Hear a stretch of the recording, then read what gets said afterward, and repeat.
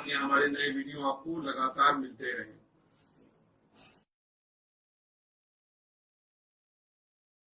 नमस्कार दोस्तों, धर्म रहस्य चैनल पर आपका एक बार फिर से स्वागत है। आज एक बार फिर से हम लोग दर्शकों के प्रश्न और उत्तर श्रृंखला को प्रस्तुत करने जा रहे हैं। आज के जो प्रश्न है पूछने वाले हैं आर्यन दुबे ने इन प्रश्नों को पूछा है और प्रश्न ज्यादातर इस तरह के हैं जो नौजवान वर्ग में जोश से भरे हुए होते हैं, लेकिन प्रश्नों का अलग एक महत्व होता है, इसलिए मैंने ये प्रश्न शामिल कर लिए हैं। तो चलिए पढ़ते हैं इन प्रश्नों को और जानते हैं कि इसके संबंध में कैसे हम अपने भावी को आगे बढ़ा सकते हैं। तो प्रश्न है, गुरुजी क्या हम 8 चक्र भैरवी साधना करके पीएम जैसा पद प्राप्त कर सकते हैं क्या? और क्या अष्ट चक्र भैरवी देश को ताकतवर बनाने में मदद करेगी? दूसरा है, गुरुजी क्या हम मां काली या भैरव की साधना कर उनसे मृत्यु के बाद स्वर्ग का इंद्र बनने का वरदान मांग सकते हैं? गुरुजी एक बार जाकिर नायक ने महादेव जी पर कहा था कि शिव ने अपने पुत्र का गला काट दिया था और उन्होंने कहा था कि भगवान अपना पुत्र ही नहीं पहचान सकता, वो हमें क्या पहचान पाएगा? गुरुजी वह हिंदू लोगों से पूछ रहा था कि ऐसा क्यों, लेकिन कोई जवाब नहीं दे पाया। आप इस पर राय रखिएगा। प्रश्न 4 है, गुरुजी क्या हम किसी भी प्रत्यक्षीकरण साधना क्या एडवांस टेक्नोलॉजी बना सकते हैं? 5वां, गुरुजी क्या हम अप्सरा, यक्षिणी, योगिनी, भैरवी की साधना कर उन्हें पत्नी बना लेने से क्या हमारी आयु बढ़ जाती है या क्योंकि ऐसा पुस्तकों में लिखा होता है? 6वां है, गुरुजी क्या जगन्नाथ में सच में भगवान कृष्ण का दिल है? यह प्रश्न बहुत से लोगों के मन में है। 7वां है, गुरुजी मोक्ष मतलब हम जिस देवी देवता का गुरु मंत्र प्राप्त करते हैं उसको इतना जप कर लेते हैं कि मृत्यु के बाद वह देवता बन जाते हैं, जैसे शिव मंत्र जप करते हैं तो मृत्यु के बाद शिव बन जाते हैं। तो गुरुजी ब्रह्मा, विष्णु और शिव इनका भी अंत होता है, तो क्या ये फिर से जन्म लेते हैं मनुष्य रूप में? अगर गुरुजी तो फिर जन्म लेना है तो मोक्ष के पीछे क्यों भागे? देखिए, प्रश्न पहले भी बहुत इसी तरह के जब प्रश्न पूछे गए हैं उनके जवाब मैं दे चुका हूं, अगर गहराई से अध्ययन किया गया हो तो, लेकिन फिर भी इन प्रश्नों को मैं यहाँ पे लेता हूं। पहला प्रश्न है, गुरुजी क्या अष्ट चक्र भैरवी की साधना करके पीएम जैसा पद प्राप्त किया जा सकता है और अष्ट चक्र भैरवी के देश को ताकतवर बनाने में मदद करेगी? तो देखिए, कोई भी सिद्धि कुछ नहीं करती है, सब कुछ साधक करता है। हम अच्छी साधना करके अपने को बलवान बना सकते हैं और फिर पॉजिटिव कार्यों में उसका उपयोग कर सकते हैं। देखिए, इंद्रासन मांगने के लिए कुंभकर्ण ने साधना शुरू की थी, लेकिन सिद्धि पूरी प्राप्त करने के बाद बोला क्या? निद्रा आसन, और सोता रह गया, तो पूरी सिद्धि क्या हो गई? बर्बाद हो गई। इसलिए सिद्धि कुछ नहीं करती है, करता क्या है? साधक। अगर साधक चाहेगा तो इस साधना से ही नहीं बल्कि छोटी सी किसी भूत प्रेत की साधना से भी अपने लिए विशेष तरह के अवसर उत्पन्न कर सकता है, बड़े पद भी प्राप्त कर सकता है और अपने जीवन को दूसरों के लिए लाभदायक बना सकता है और स्वयं के लिए भी। तो यहां पर यह सोचना कि कोई शक्ति कुछ करेगी, यह बहुत गलत है। केवल साधक करता है और वो क्या करता है यह उसकी अपनी सोच है और वो क्या करना चाहता है भविष्य में यह उसके ऊपर डिपेंड करता है। साधना से कुछ नहीं होता, साधना तो आप कितनी बड़ी भी कर लीजिए, लेकिन आप स्वयं क्या कर रहे हैं इस पर यह निर्भर करता है। अब अगला प्रश्न पूछा है कि क्या हम मां काली और भगवान काल भैरव की साधना कर मृत्यु के बाद स्वर्ग का इंद्र बनने का वरदान मांग सकते हैं? बिल्कुल मांग सकते हैं, और न सिर्फ मांग सकते हैं बल्कि लोग बने भी हैं और लोग बनते भी जा रहे हैं। ऐसे बीसियों उदाहरण हैं जहां पर वरदान के रूप में इंद्र पद प्राप्त करने की बात होती है। इंद्र बनने पर दूसरे इंद्र को वहां से हटना होता है, उसे फिर से मनुष्य रूप में जन्म लेना होता है और उसकी जगह दूसरा इंद्र बनाया जाता है, राजा बनाया जाता है। सभी देवता उसकी आज्ञा मानते हैं। तो कोई भी बड़ी शक्ति से जिसकी सामर्थ्य स्वर्ग से ऊपर की होगी, यहां पर यह भी समझने वाली बात है कि अगर आप किसी स्वर्ग में निवास करने वाले देवता से स्वर्ग का राजा बनने की मांग कर देंगे तो आप सफल नहीं होंगे। उसी देवी देवता की साधना से अगर आप वरदान मांगते हैं तो निश्चित रूप से आप स्वर्ग के इंद्र बन जाएंगे, जिसकी सामर्थ्य स्वर्ग से परे हो या स्वर्ग से ज्यादा हो। निश्चित रूप से माता काली और भगवान का भैरव, पूर्ण भैरव स्वरूप इस शक्ति को देने की क्षमता रखता है। काल भैरव दो तरह की होते हैं शक्तियां। एक, अगर शाबर मंत्र से कर रहे हो तो उनकी क्षमता नहीं है कि वो इंद्र बना सके, लेकिन काल भैरव भगवान शिव स्वरूप का अगर आप ध्यान कर रहे हैं और उनसे वरदान मांग रहे हैं तो अवश्य ही वो इंद्र बना सकते हैं। अब अगला प्रश्न बहुत महत्वपूर्ण आपने पूछा है कि दूसरे धर्म के लोग जब टिप्पणी करते हैं तो उसी आधार पर है कि जाकिर नायक जी ने एक बार महादेव जी पे कहा था कि शिव ने अपने पुत्र का गला काट दिया था, और उसने कहा कि जो भगवान अपने पुत्र को नहीं पहचान सकते वो मनुष्य को क्या पहचान पाएंगे। गुरुजी, कुछ लोग हिंदुओं से वो पूछ रहे थे और किसी ने कोई जवाब नहीं दिया था। तो देखिए, लीला रचने के लिए इस ब्रह्मांड की रचना हुई है। अगर आपने श्री दुर्गा सप्तशती का भाग 1 पढ़ी है तो लीला के लिए ही इस जगत की रचना हुई है।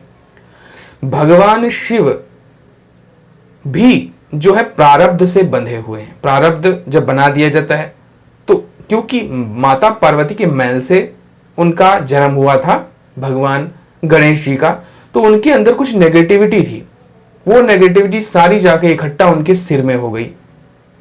ऐसी अवस्था में सब कुछ जानते हुए भी भगवान शिव ये जानते थे कि मैं अपने पुत्र का गला काटने वाला हूं, लेकिन उन्हें ये करना पड़ा क्योंकि उनका कार्य संहार है। संहार तो उन्हें करना ही था क्योंकि नकारात्मकता को इतने बड़े स्तर पर वो नहीं रख सकते थे। पहले ही राहु केतु जैसी शक्तियां संसार को नेगेटिविटी प्रदान कर रही थी। ऐसे में अगर शिव पुत्र भी इतना बड़ा देवता होकर के और नकारात्मक हो जाता तो गड़बड़ हो जाता, इसीलिए उनका सिर काटना जरूरी था। दूसरी बात, अगर वो अपने पुत्र का गला काटे तो उनकी मृत्यु क्यों नहीं की, बल्कि लीला माता के द्वारा रच के फिर से उनका सिर जोड़ दिया गया, क्योंकि नकारात्मकता केवल मस्तिष्क में थी, पूरे शरीर में नहीं थी। बाकी तो वो शुभता के प्रतीक हैं और उनके हिसाब से ही सब कल्याण होता है और कल्याण के देवता हैं। इसलिए अगर शुभता और कल्याणता को पूरा ही नष्ट कर दिया जाता तो भी फायदा नहीं था। तो अशुभता केवल सिर में थी, तो सिर को ही इसीलिए काटा गया और गला से उसको काट दिया गया। उसके बाद फिर भगवान शिव ने ही उनको फिर से जीवन दान दिया, उनके गले को जोड़ा गया। तो यह केवल एक लीला है। वो अपने पुत्र को पहचानते थे और वो ये भी जानते थे कि आगे क्या होने वाला है, लेकिन अपने कर्मों से वो डिगे नहीं। यही परिस्थिति हर व्यक्ति के साथ में आती है जिंदगी में। जब उसके जीवन में ऐसा समय आता है कि जब उसे अपने कर्तव्य में से और अपने रिश्ते में से किसी एक को चुनना पड़ता है, तो हमेशा व्यक्ति को कर्तव्य को ही चुनना चाहिए, क्योंकि कर्तव्य बड़ा होता है, उससे संपूर्ण जगत जुड़ा हुआ होता है। रिश्ते के चक्कर में आप समाज को बिगाड़ देते हो। अगर किसी साधारण व्यक्ति की बात की जाए तो निश्चित रूप से अपने पुत्र का गला नहीं काटता, अपने कर्तव्य को छोड़ देता और संसार में गंदगी फैलाता। जैसे कि आप लोगों ने देखा ही होगा, लोग भाई भतीजावाद में अपने चहेतों का सिलेक्शन कहीं कर लेते हैं, चाहे वो किसी प्रकार से करते हैं, चाहे वो राजनीति हो, चाहे खेल हो, चाहे नौकरियां हो, लेकिन वही विष की तरह भर जाता है, वो जहर बन जाती है समाज के लिए, क्योंकि वो उतनी मेहनत करके व्यक्ति नहीं आया है, उसे कुछ भी ज्ञान नहीं है, और वही कमजोरी समाज में भी बाद में फैल जाती है। तो वहां पर वो अपने रिश्ते को अहमियत दे देते हैं, ना कि उस कर्तव्य को, यानी कि जो उस पद के लिए वास्तव में योग्य था उसे उस वह पद देना चाहिए था, ना कि भाई भतीजावाद के आधार पर अपने व्यक्ति को चुनाव कर लेना, जो कि कुछ जानता ही नहीं, उसको उतना ज्ञान भी नहीं, इतना एक्सपीरियंस भी नहीं। तो यही है इस प्रश्न का सीधा सा जवाब। अब अगला प्रश्न पूछा है कि क्या किसी भी प्रत्यक्षीकरण साधना करके क्या हम एडवांस टेक्नोलॉजी बना सकते हैं। देखिए, ऐसा कोई सोचेगा तो निश्चित रूप से ऐसा कर सकता है, लेकिन निर्भर करता है उस व्यक्ति पर, वो कर क्या रहा है, उसे करना क्या है, और उसमें शक्तियां किस तरह से उसका सहयोग करेंगी। और वो जो सिद्धियों की माया है उसमें ना फंस करके केवल विकास की बात सोचेगा, तो निश्चित रूप से वो ऐसी एडवांस टेक्नोलॉजी या एडवांस चीजें बना सकता है और आगे विकास कर सकता है। अब अगला प्रश्न है, गुरुजी क्या हम अप्सरा, यक्षिणी, योगिनी या भैरवी की साधना कर उन्हें पत्नी बना लेने से हमारी आयु बढ़ जाती है, क्योंकि पुस्तकों में ऐसा ही लिखा होता है। देखिए, दो तरह की बातें हैं। आपने उन्हें पत्नी बनाया तो आपने उनकी कितनी ऊर्जा ग्रहण की, पहली बात यह होती है। अगर आपने उनको साक्षात रूप में पत्नी बना लिया है तो निश्चित रूप से वो आपको इस दुनिया से हटा देंगी, क्योंकि इस दुनिया के कुछ नियम है कि आपको इस अवस्था तक ही जीना है। इतनी सांसें, कहते हैं ना, सांसें गिन कर मिलती हैं, तो सांसें आपको जब गिन के मिली हुई हैं तो उतनी ही सांस आप ले पाएंगे, उसके बाद आपका शरीर आपको छोड़ना पड़ेगा। ऐसी अवस्था में उस शक्ति के पास कोई विकल्प नहीं होता, इसीलिए वो कहती है। इसीलिए ज्यादातर आपने देखा होगा जो लोग पूर्ण सिद्धि प्राप्त करते हैं वो दुनिया से हट जाते हैं, क्योंकि उनके लिए फिर इस दुनिया के नियम तोड़ना गलत बात होगी, ईश्वर को चैलेंज करने वाली बात होगी। तो इस दुनिया के जो नियम हैं उसको तोड़ नहीं सकते, इसलिए उन्हें इस लोक को छोड़ना होता है, इस दुनिया को ही छोड़ना होता है। और ऐसी अवस्था में फिर उस दुनिया में जब वो जाते हैं उसके जैसा उनका रूप स्वरूप हो जाता है, तो आयु बढ़ जाती है। वो आयु फिर लाख वर्ष की, 1 करोड़ वर्ष की हो सकती है, और निश्चित रूप से होती भी है। यही पुस्तकों में लिखा है, लेकिन समझने वाले का फेर है कि समझे वो किस चीज को किस तरह से। असल में ये जो मिट्टी और पानी और पंचभूत से बना हुआ शरीर है जो धरती के लिए बना है, उसकी एक अवस्था है जिसमें वो पहले बचपन में रहेगा, फिर वो बड़ा होगा, फिर वो विकास को प्राप्त करके जवान होगा, फिर वो बूढ़ा होना शुरू हो जाएगा और धीरे धीरे करके मृत्यु को प्राप्त हो जाएगा। तो यह जीवन की जो सिस्टम है ये ईश्वर द्वारा निर्मित है और इसमें दखलंदाजी नहीं हो सकती। हाँ, इस लोक को छोड़कर तब आप अपनी आयु बढ़ा सकते हैं और वो शक्ति आपको इसीलिए अपने लोक में खींच कर ले चली जाती है। अगला प्रश्न है, भगवान जगन्नाथ में क्या सच में भगवान कृष्ण का दिल है? यह प्रश्न लोगों के मन में बहुत ज्यादा है। तो देखिए, ये संबंध में आप कुछ स्पष्ट रूप से नहीं कह सकते, क्योंकि कहीं आस्था जुड़ी है तो कहीं सच जुड़ा हुआ है। तो ऐसी अवस्था में स्पष्ट रूप से मैं कुछ नहीं कह सकता, लेकिन एक बात मैं स्पष्ट रूप से आपको कह सकता हूं, वो ये है कि अगर आप मानते हैं या कोई भी व्यक्ति मानता है कि भगवान जगन्नाथ में भगवान कृष्ण का दिल है, तो वास्तव में भगवान कृष्ण का दिल वहीं पर है। यह एक वास्तविक सत्य है जो मैं कह रहा हूं। लेकिन अगर कोई ये नहीं मानता है कि भगवान जगन्नाथ में भगवान कृष्ण का दिल है, तो वास्तव में वहां पर दिल नहीं ही है। मेरे इस संकेतात्मक भाषा से आप वास्तविकता को समझ सकते हैं, क्योंकि ईश्वर का अस्तित्व है या नहीं है यह उसको मानने वाले के हृदय पर निर्भर करता है। अब अगला और आखिरी प्रश्न आपने पूछा है कि गुरुजी, मोक्ष का मतलब है कि हम जिस देवी देवता का गुरु मंत्र प्राप्त करते हैं और उसको इतना जप कर लेते हैं कि मृत्यु के बाद हम वही देवता बन जाते हैं, जैसे शिव मंत्र का जाप करते हैं और मृत्यु के बाद हम शिव बन जाते हैं। तो गुरुजी, ब्रह्मा विष्णु शिव इनका भी अंत होता है, तो क्या ये फिर से जन्म लेते हैं मनुष्य रूप में? अगर गुरुजी हमें फिर से जन्म लेना है तो फिर मोक्ष के पीछे क्यों भागे? मैं पहले भी इस बात को पहले बता चुका हूं कि मोक्ष 2 तरह का होता है। एक मोक्ष में व्यक्ति का अस्तित्व दूसरे लोक में या उस देवता के स्वरूप को प्राप्त करने में बन जाता है, और एक मोक्ष होता है अपुनरावर्ती, जिसको हम कहते हैं अपुनरावर्ती, यानी वापस ना आने वाला, और वो पर ब्रह्म परमात्मा में लीन हो जाना जिसे कहते हैं, जाके मिल जाना। बिल्कुल साधारण सी भाषा में ऐसा है कि जैसे कि समुद्र है और समुद्र में अगर एक पानी की बूंद गिरा दी जाए तो फिर आप उसमें आप पता नहीं लगा पाएंगे कि वो पानी की बूंद आखिर गई कहां, वो खुद ही पानी की बूंद समुद्र बन जाती है। तो ये से हम कहते हैं अपुनरावर्ती मोक्ष, और ये किसी भी महादेवता की उपासना से संभव होता है। लेकिन पीछे की भावना क्या है इस पर निर्भर करता है। गुरु हमें कौन सा मिला है, वो हमें क्या दिखा रहा है, क्या सिखा रहा है, इस पर निर्भर करता है। आपकी भावना उसके पीछे क्या है। देखिए, भगवान शिव की आराधना करने वाला परम मोक्ष को भी प्राप्त कर सकता है और शिवत्व को भी प्राप्त कर सकता है और स्वर्ग को भी प्राप्त कर सकता है। तो ये 3 चीजें क्यों हो गई? क्योंकि जब व्यक्ति ने भगवान शिव की आराधना केवल मोक्ष के लिए की, तो भगवान शिव अपने में से वह द्वार देंगे जिससे परम मुक्ति प्राप्त हो जाएगी। एक ने भगवान शिव की भक्ति परम भाव से की, लेकिन कुछ दुनियादारी उसके पीछे रह गई, वो शून्यता प्राप्त नहीं कर पाया, सारी इच्छाएं नहीं मार पाया, वो भगवान शिव जैसा हो गया जपते जपते, तो वो भगवान शिव में जाकर के विलीन हो जाएगा। और शिव भी एक नहीं है, अनंत शिव मौजूद हैं। आप में कितनी इच्छाएं थी, आप क्या सोचते थे, आपकी क्या सामर्थ्य जीवन में रही, आपने जिंदगी भर क्या किया, उसी हिसाब से आप शिव बनेंगे। आप पशुपति भी बन सकते हैं, आप भैरव भी बन सकते हैं शिव रूप में, आप महाभैरव भी बन सकते हैं, काल भैरव भी बन सकते हैं, कोई भी रूप स्वरूप आपका आ सकता है। रुद्र स्वरूप में आप जा सकते हैं, 11 रुद्र हैं, 11 रुद्र स्वरूपों में शिव हो सकते हैं।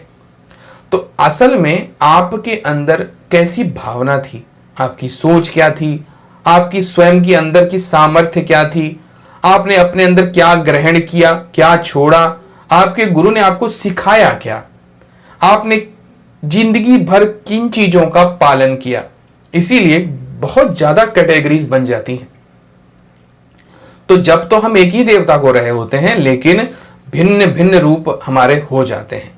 ठीक वैसे ही जैसे कि एक स्त्री को ही ले लीजिए, कभी वो पीली साड़ी पहनती है, कभी वो लाल साड़ी पहनती है, कभी वो हरी साड़ी पहनती है, लेकिन है तो वो एक ही स्त्री। लेकिन इसी तरह माता के स्वरूपों को देखिए और समझने की कोशिश कीजिए कि अगर उन्होंने पीली साड़ी पहन ली माता जी ने, तो वो माता बगलामुखी हो सकती हैं। अगर उन्होंने लाल साड़ी पहन ली तो माता रक्तदंतिका हो सकती हैं, दुर्गा हो सकती हैं। वही माता जी ने सफेद साड़ी पहन ली, माता सरस्वती हो जाती हैं। वही माता जी ने काली साड़ी पहन ली, माता काली हो जाती हैं। तो इसका मतलब क्या है? इसका मतलब यह है कि हम जैसे रूप स्वरूप और भावना जिंदगी भर रखते हुए, क्योंकि हमारा तो एक एक मिनट काउंट किया कर रहा है कि अभी मैं क्या कर रहा हूं, अभी मैं क्या सोच रहा हूं, आगे मुझे क्या करना है, और जिंदगी भर मैंने क्या ग्रहण किया है, कैसे मैं जिंदगी जिया हूं, कैसे मैं जिंदगी के पीछे चला हूं, मंत्र जपने के बाद भी। और जो लोग मंत्र ही नहीं जपते हैं, जो साधना पूजा नहीं करते हैं, वो तो तुच्छ प्राणी होते हैं। उन्हें तो वो तो अगर उन्होंने गलती से मनुष्य जन्म योनि में जन्म ले भी लिया है, तो फिर अगली जिन योनि उनकी जानवरों की होने वाली है, क्योंकि वह इस गुरुतत्व से, इस साधना पक्ष से बिल्कुल दूर है। इसीलिए मैं पहले से कहता आया हूं कि जो लोग मंत्र जाप करते हैं, किसी भी प्रकार से इष्ट को मानते हैं, किसी भी प्रकार से पूजा करते हैं, और जिन्होंने गुरु मंत्र ले रखा उनकी तो बात ही अलग निराली है। ये सारे लोग उन साधारण जिंदगी जीने वाले लोगों से बहुत ज्यादा आगे हैं। उन्हें यह तब पता लगेगा जिस दिन उनकी मृत्यु होगी। ये सारे लोग जितने लाखों के दिन भर केवल अपने पेट भरने के लिए कार्य कर रहे हैं, अपने सुख के लिए कार्य कर रहे हैं, और भगवान बता भी रहे हैं कि यह शरीर तुम्हारा नष्ट हो जाएगा, जो बूढ़ा भी हो रहा है सब कुछ, लेकिन फिर भी अपने लिए ही जिंदगी जी रहे हैं, सब कुछ अपने लिए कर रहे हैं, नष्ट हो जाएंगे और इनके कर्म भी भस्म हो जाएंगे। और यह सिर्फ और सिर्फ अधोगति को, बुरी योनियों को, एक जन्म में कोई राजा था, उसने जन्म लिया और राजा की तरह पूरी जिंदगी भोगता रहा, तो क्या अगले जन्म में वो राजा बनेगा? बिल्कुल नहीं बनेगा। वो किसी गरीब घर में पैदा होगा अगर उसने कुछ अच्छे कर्म किए, नहीं तो हो सकता किसी जानवर बन के पैदा हो जाए। और फिर गरीब बन के वो ये सोचता रहेगा कि आखिर मैं जिंदगी में कुछ भी करता हूं, बड़ी मेहनत करता हूं, लेकिन मुझे कुछ प्राप्त क्यों नहीं होता? क्योंकि पिछले जन्म में आपने राजा होकर के भी कोई पुण्य के काम नहीं किए, कोई अच्छा काम नहीं किया, तो आप कैसे ही जन्म में अच्छी चीजें प्राप्त होगी? क्योंकि प्रारब्ध इतना बड़ा हो गया आपके लिए कि जन्म में अगर आप मेहनत कर भी रहे तो भी आपको नहीं मिल रहा है। ऐसा ही हम अपने जीवन को बना लेते हैं। तो आज आप क्या निर्मित करते हैं, कल वही भविष्य आपका बन जाएगा। तो ये थे आज के कुछ प्रश्न और उनके उत्तर। अगर आपको यह जानकारी पसंद आई है तो लाइक करें, शेयर करें, सब्सक्राइब करें चैनल को। आपका दिन मंगलमय हो। धन्यवाद।